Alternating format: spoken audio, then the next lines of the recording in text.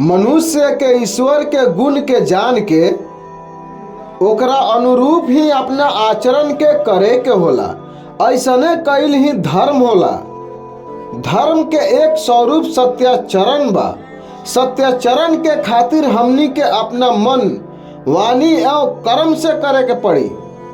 ऋषि दयानंद जी के जीवन पढ़ के हमनी के धर्म करे के प्रेरणा मिलेला।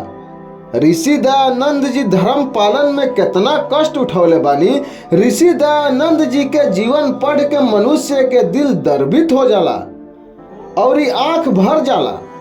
उहाँ के वेद व धर्म के जौन प्रचार कइले बानी उ सब ईश्वर वेदाज्ञा के पालन के खातिर ही कइले बानी। उहाँ के जीवन वेदमय रहे। हमनी के भी उनका से प्रेरणा ग्रहण करके अपना जीवन के उनका समान ही बनावे के बा। ऐसने कइला से ही हमनी के श्रेष्ठ प्रारब्ध वाला बन सकतानी सन, जौना से हमनी के परलोक में भी सुख व कल्याण के प्राप्ति होई। मनुष्य के उद्देश्य धर्म, अर्थ, काम व मोक्ष के प्राप्ति बा। हमनी के ईश्वर के जाने के बा और ईश्वर के प्रति अपना कर्तव्य के जान के ओकर आचरण करे के बा। एही में हमनी के निजी हित व लाभ सहित मानवता के भी हित निहित बा।